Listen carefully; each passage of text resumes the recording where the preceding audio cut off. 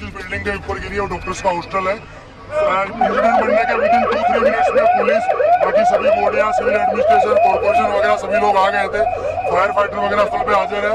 लोगों को बचाने की और रेस्क्यू करने की कार्रवाई जारी है।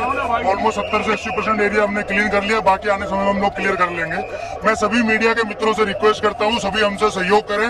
जितनी पुलिस, उसके अलावा जितनी भी agency, army, BSF, CISF, corporation, collector office के सभी स्टाफ, सभी यहाँ काम में लगे हुए हैं। प्लीज हमसे सहयोग करिए और थोड़ी सी हमारे लिए जगह बना के रखिए ताकि हम एम्बुलेंस को ग्रीन कॉरिडोर बना के हॉस्पिटल तक पहुंचा सके। Thank you.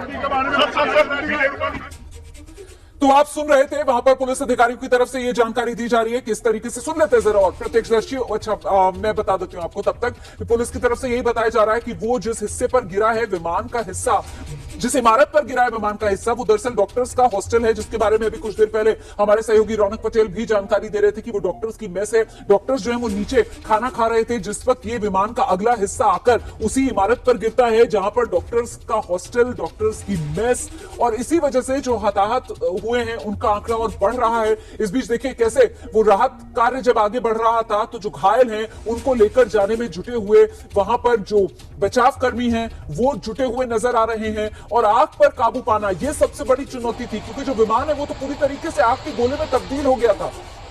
जो दमकल कर्मी है वो मौके पर आग बुझाने में जुटे हुए थे, और फिर जो NDRF की टीम, SDRF की टीम या अन्य जो CISF की टीम, जो BSF की टीम मौके पर पहुंच रही थी, वो जल्दी से जल्दी इस मलबे में जो भी लोग फंसे हुए थे उनको बाहर निकालकर अस्पताल पहुंचाने के काम में लगी हुई थी। उस वक्त की तस्वीरें आपके सामने हैं। अभी का जो अपडेट है वो ये कि करीब 80% हिस्सा जो है वो इस विमान दुर्घटना का वो क्लियर कर लिया गया है। जो 80% क्रैश का हिस्सा है वो क्लियर कर दिया गया है, और ऐसे में अभी भी मलबे में कुछ निशान जिन्हें आप देखेंगे तो समझ सकते हैं कि कितना भीषण ये हवाई हादसा हुआ है।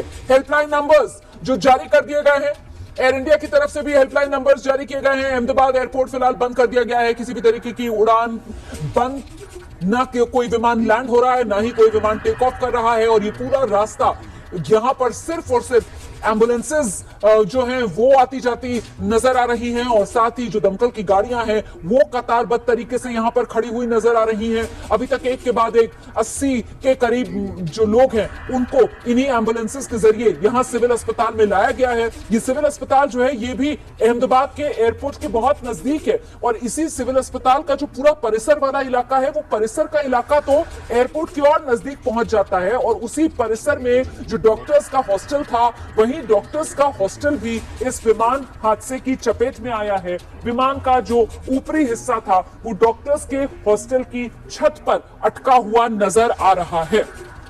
तो ऐसे में ये तस्वीरें जो हम लगातार आपको दिखा रहे हैं, और हम दिखा रहे हैं कैसे ये हादसा हुआ।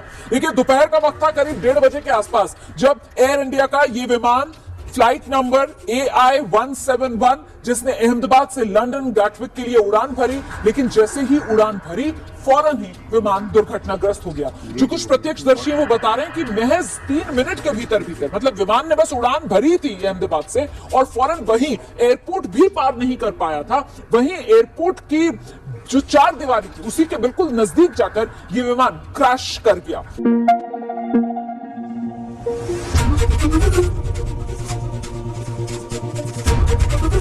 ABP न्यूज आपको रखे आगे।